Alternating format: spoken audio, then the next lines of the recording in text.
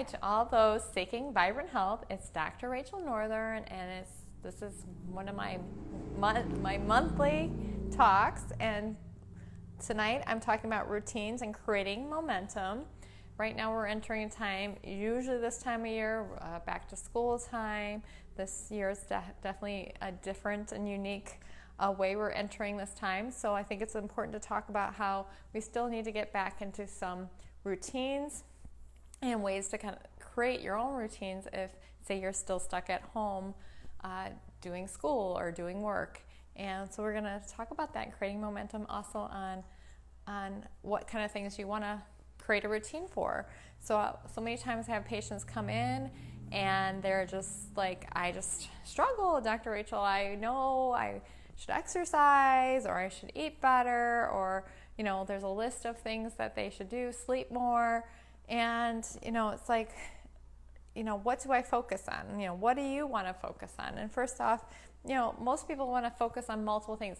They want to clean up everything at once. And that's not always it's never the best way to do it. So I always talk about pick one thing.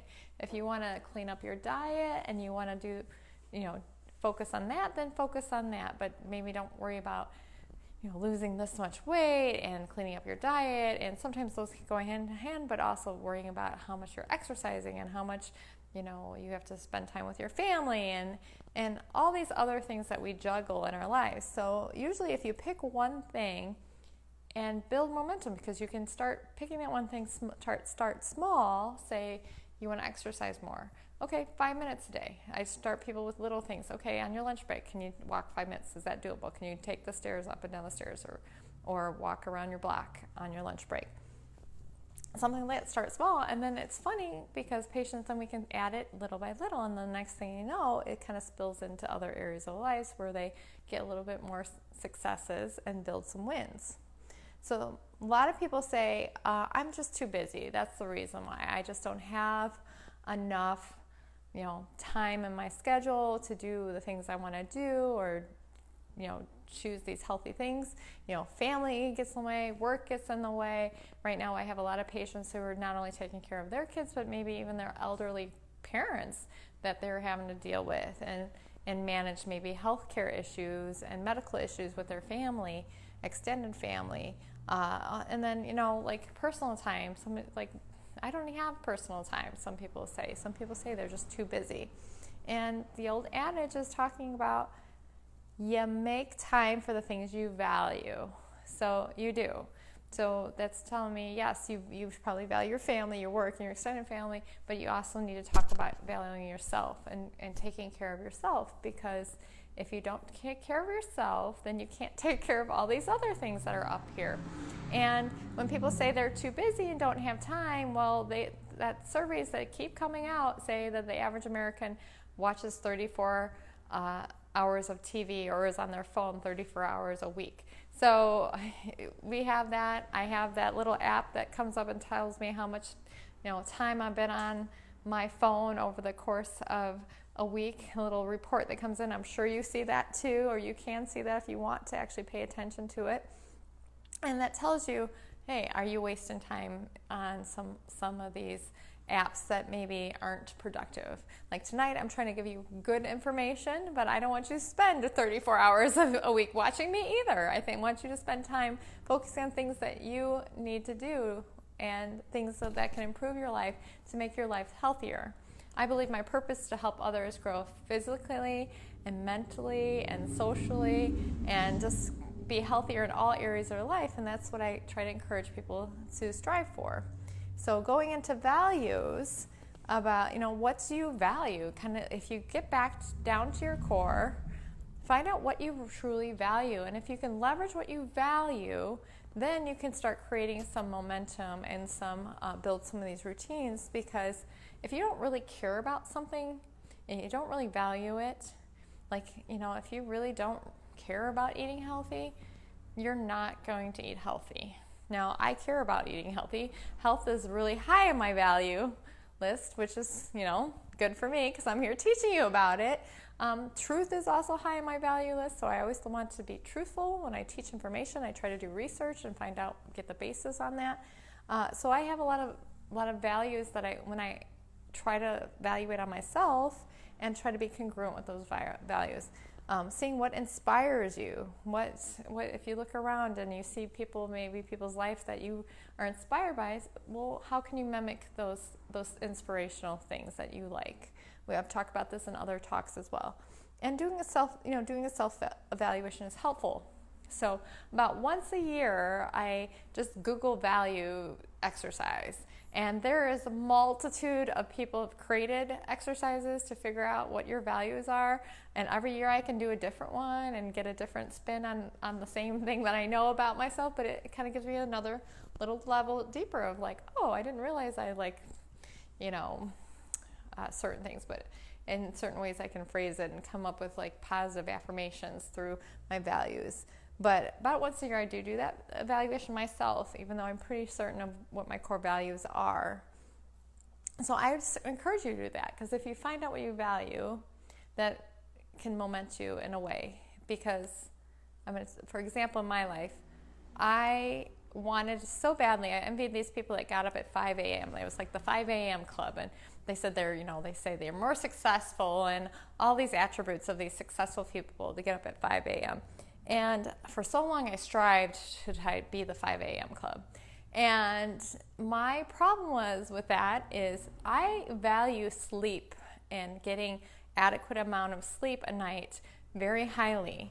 In order for me to be a 5 a.m. club and be able to get 8 hours, I have to get in bed by 9 or before 9 so I can be asleep and get all the sleep I need in order to reach that adequate sleep. And the way my family is and my lifestyle, there is no way I'm going to be able to get in bed, and I couldn't do it. And so I realized my sleep value is always going to trump that envious of trying to be in this 5 a.m. club. And I realized I can still get up and still do meditation or do my reading or my journaling or my gratitude journal at 6 a.m. or 6:30 a.m. and just shift my things a little bit differently, still do maybe some of the habits of successful people, but I still, use that, making sure I get my adequate sleep. So I just worked it around backwards and said, okay, I value sleep and I value this, but how can I work these together? So that's another way. So you're not self-sabotaging yourself. If you're trying to keep doing something, but it's counteractive to your values, you're never going to achieve it. So on the flip side, if you try to find something that supports your values, like me I highly, value sleep. So therefore I make sure I have good pillows.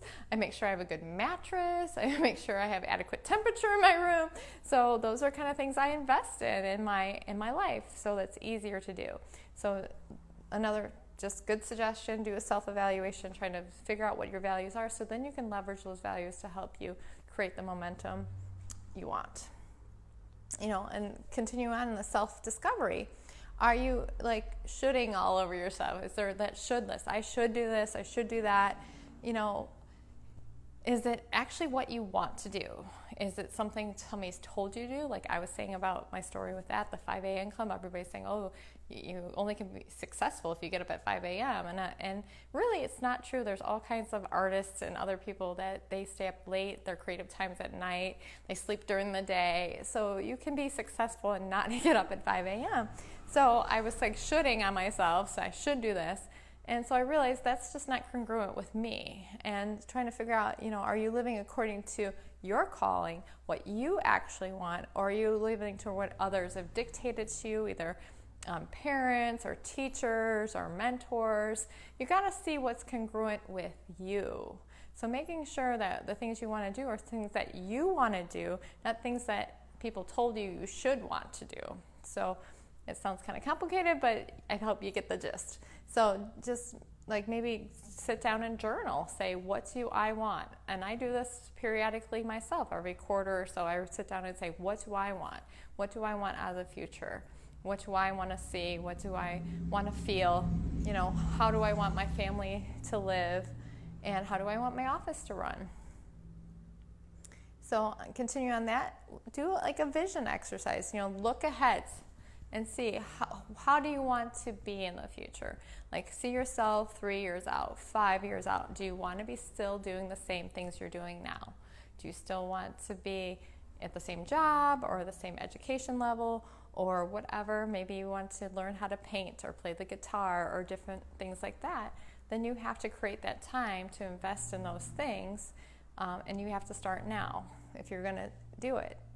Little things. Right now there's tons of YouTube videos to learn about anything you want to that you can look up. So that's what I'd recommend. So, but look at the vision. See how you want to see yourself in the future. Or say you're out in the future and looking back and looking at yourself now and think, what do you have to do to change to get to where you want to be in the future?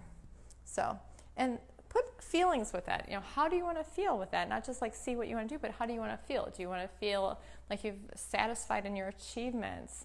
Do you want to feel gratitude for the blessings that you've achieved, or the blessings of the family and people that you've surrounded yourself around? Feel love, feel cherished, feel whatever you want to feel. But how do you want to feel about yourself? Are you feeling bad about yourself now because you're stuck in this negative thing? Well, if you want to feel better, then what steps do you got to do to get to that place? Or or the other question is, or what would it feel like to be living the way that you want?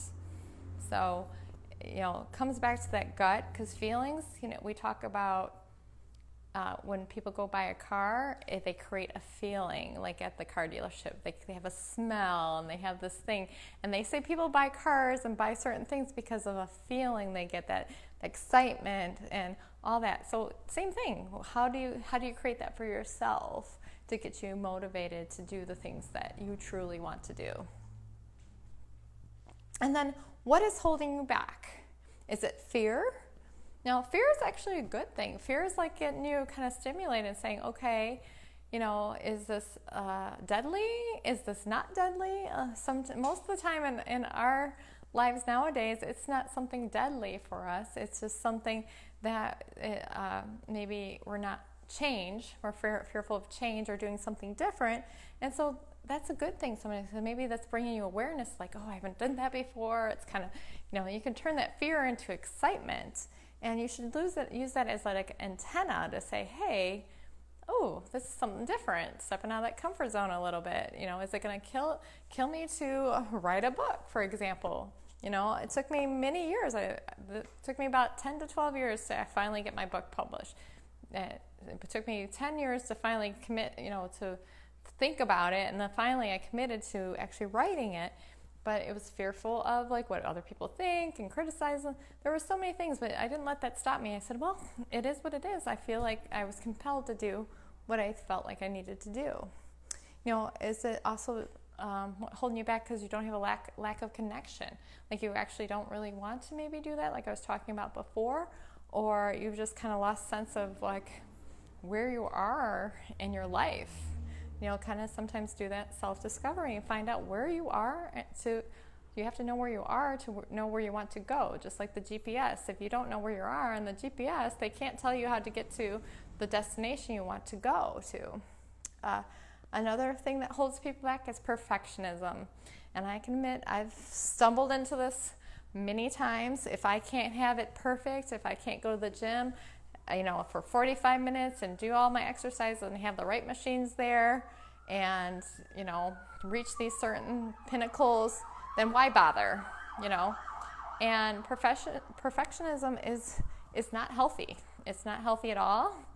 And what you need to focus on, which I just finished reading a book called Everything is Figureoutable, and it talks about progress. Focus on progress, not perfection, because really, honestly, perfection's impossible to reach. But improvement and excellentism, I made up my own room, but being more excellent, those kind of things, striving for just being better and making progress is achievable. You can always just work on improving. So perfection is holding back. How about skills needed? Like I was talking about earlier. Yeah, maybe you don't have the skills now. Not everybody has skills in the beginning of anything, but you'll never get skills if you don't start, and the no drive. Well, you don't feel like doing it, you're not motivated to do it. Well, if you figure out your values, that can kind of kick that out. And another thing, common in that one book I just mentioned, is it talks about start before you're ready. Because you know what, we're never, seems like, going to be ready if we just stay in the state of mind. You have to just start, and you'll learn a little bit, and you'll trip. And I remember my first talk, one of my first talks, I had set up all these chairs, and I think I had 2 or 3 people come, and 2 were my friends, and 1 was my parents, and it was oh. And I didn't give up, though. I keep doing my talks. I keep doing these videos, for example, and I get so much feedback, and when I do that, saying thank you, I learned from this. If I would have stopped because I only had 3 people in the audience the first time I did a talk over probably 17 years ago, and just gave up on just creating my practice, then I wouldn't be where I'm here today. But you just got to learn the skills. I probably didn't do well. I probably was awful, but I didn't let that stop me. I just kept improving and kept getting my confidence up and digging into how to do PowerPoints and learning all these little things. And each time you do it, you get better and you get better. And then before you know it, it's pretty easy. So set yourself up for success. So some ways you can set yourself up is setting alarms.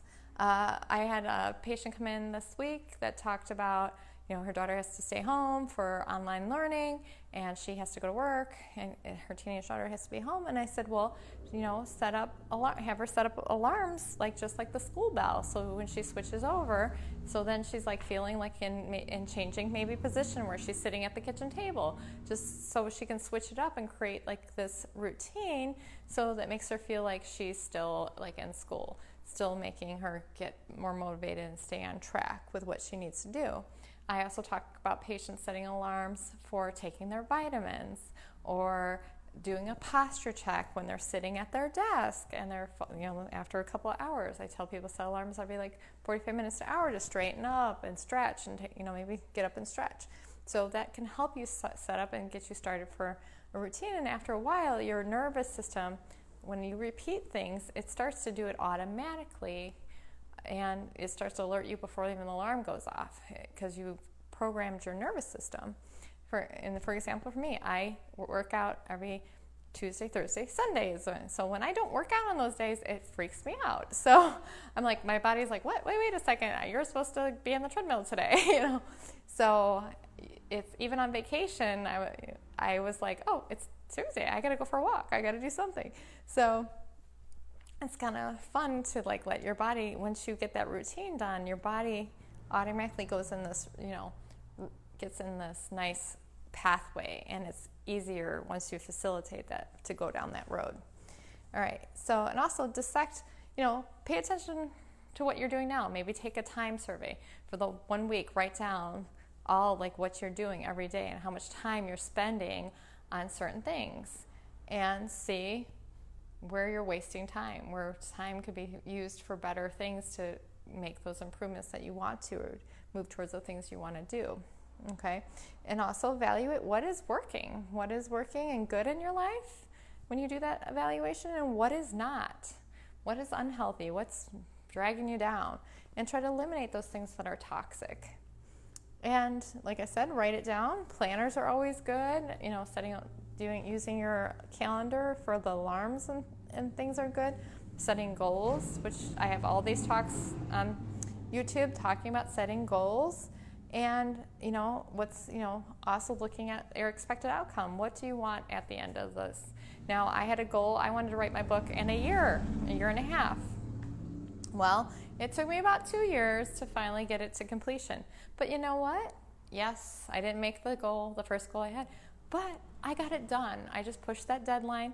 And sometimes we set these unrealistic goals, but if we get inch closer to there, we just can keep resetting that goal, and eventually we will achieve and working on our dreams. You got to keep dreaming. So also don't forget to dream. I talk about this in my other talks as well.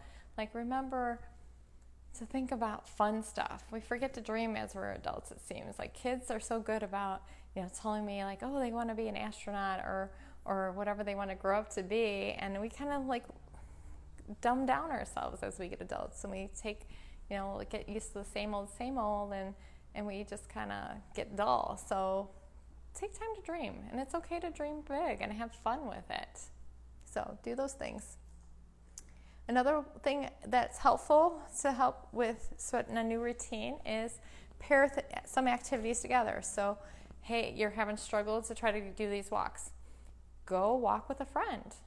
I've had many patients that have done that. They've set themselves up where they just every, Monday, Wednesday, Friday, they walk with a friend every morning or a neighbor. And then there's like accountability, because if one doesn't really want to do it, it's like, no, she's expecting me and she's counting on me. And so it kind of, that whole accountability happens back and forth.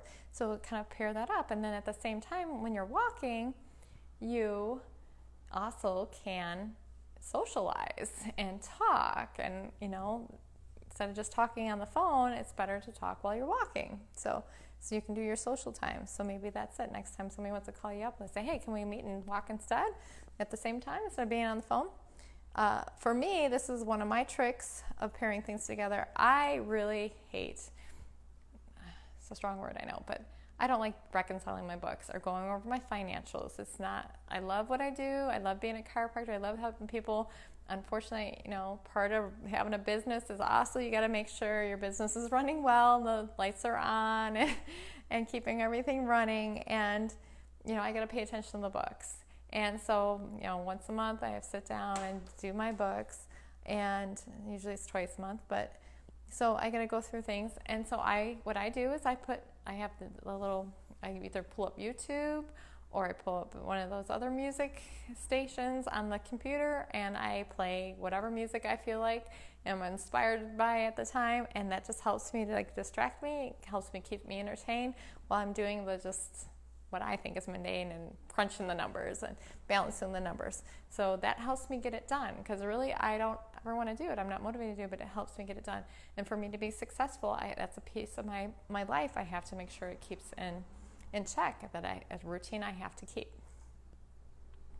So another thing too with that is to create a flow or a system. So I tell patients a lot of times, they have struggle maybe taking their supplements or their vitamins. I tell them, do you brush your teeth every day? They already have this healthy habit of brushing their teeth.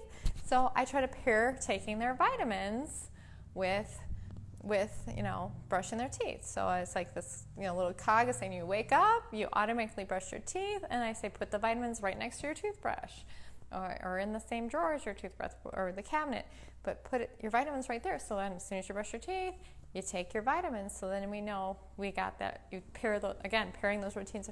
But if you have some other way you can flow systems like that, that was another way to build that momentum and create some healthy routines.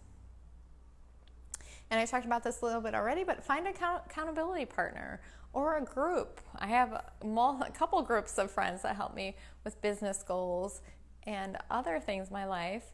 And they just, the more is done when done together.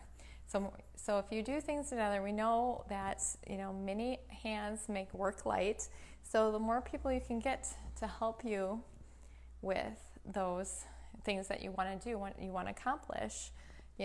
For me, my book, I stood up in front of a group of 50 of my colleagues and said, I'm going to write a book. I made a commitment. So first I said it in front of them. Then I ended up getting a book coach. And, I had many people that helped me through the process. And I didn't do it alone. When you travel alone, it's very lonely. But there's lots of people out there that want to help you succeed. And just as you probably want to help others succeed. So you are not alone. So don't be an island. Ask for help. There's many people out there that would love to help you. So reach out and ask for help in those areas. And anything is achievable. Anything you ever want to do, obviously within reason. I don't want to be an astronaut. I don't want to be on Mars. But you know what I mean. Anything that you probably are thinking of right now, these routines that you want to do is achievable. All you do is you have to find your passion, your motivation, and find those values, what drives you, and you got to do the work. You got to start. Start before you're ready. Do the things you need to do. You just got to start, all right? Make the plan, start, whatever it takes. Even if you don't make a plan, just start to do something, and eventually a plan will happen. And that's the end of my talk for tonight. Thank you. You can watch any of my videos on my website, thedoctorandyou.com, on my blog, and my book I mentioned a couple times is A Journey to Vibrant Health, and that is on Amazon. So have a great night. Thanks.